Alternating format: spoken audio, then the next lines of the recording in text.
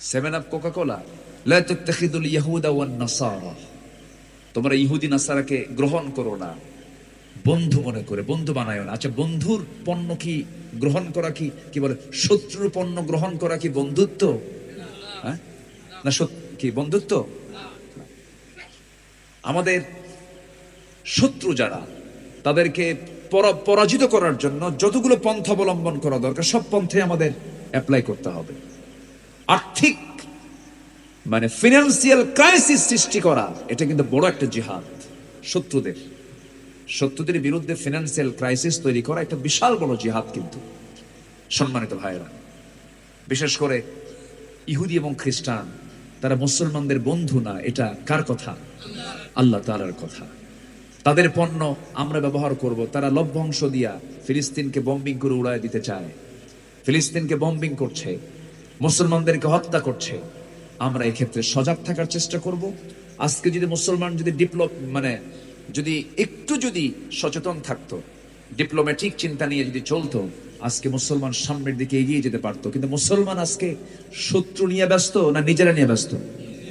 নিজেরাই কামড়া কামড়িতে আমরা ব্যস্ত হয়ে পড়েছি। আসুন আমরা একতার প্ল্যাটফর্মে এসে বাতিলদের বিরুদ্ধে আমরা সোচ্চার হয়ে যাই, বাতিলকে মোকাবেলা করার জন্য সর্বোচ্চ চেষ্টাটুকু আমরা চালিয়ে যাই, শত্রুকে চেনার চেষ্টা করি, নিজেদের মধ্যে শত্রুতা না সৃষ্টি করে শত্রুকে চিনে, শত্রুকে চিহ্নিত করে তাদের বিরুদ্ধে আমরা সজাগ থাকি, সচেতন থাকি।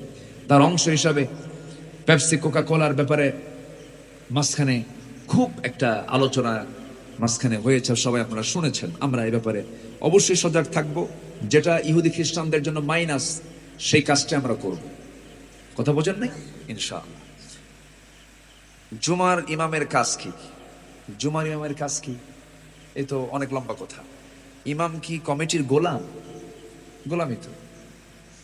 ইমাম কমিটির গোলাম,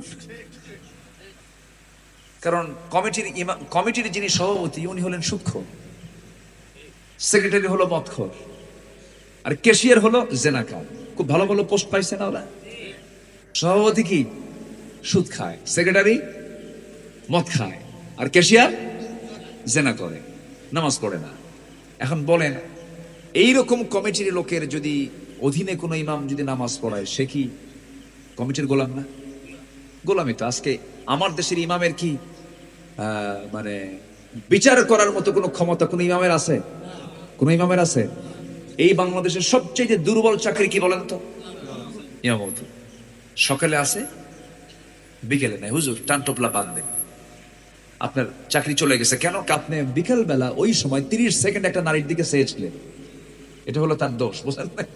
বিভিন্ন একদম মাথা থেকে পা পর্যন্ত অনুবীক্ষণ যন্ত্র দিয়ে ইমামকে পরীক্ষা করে, কিন্তু মুসল্লি গাঁজা খায়, সভাপতি মদ খায়।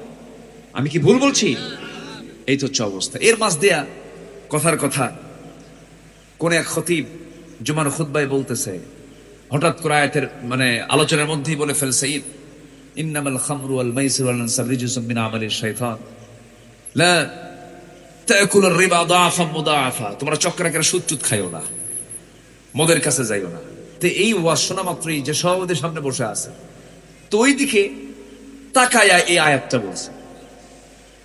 তো জুমার শেষ, নামাজ টামাজ শেষ, সভাপতি এসে বলতেছে, হুজুর আপনি আয়াত বললেন, তো আয়াত বলার সময় আপনি সুদের বিরুদ্ধে ওয়াজ করছেন, বলেন আপনি আমার দিকে তাকায় থেকে আপনি আয়াত বললেন। বলেন তো চাকরি আছে?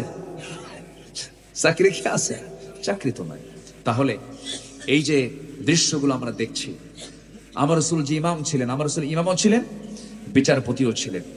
পাওয়ারফুল ইমাম তখনই আসবে যখন ওমরের শাসন যখন সমাজে দেখতে পাবো।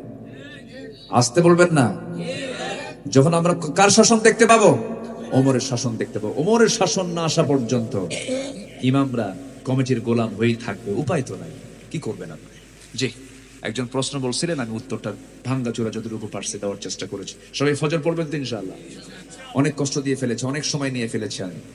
জাকিরিয়া, তোমারও কষ্ট হয়ে গেছে না? আজকে আমি আর পারবো না।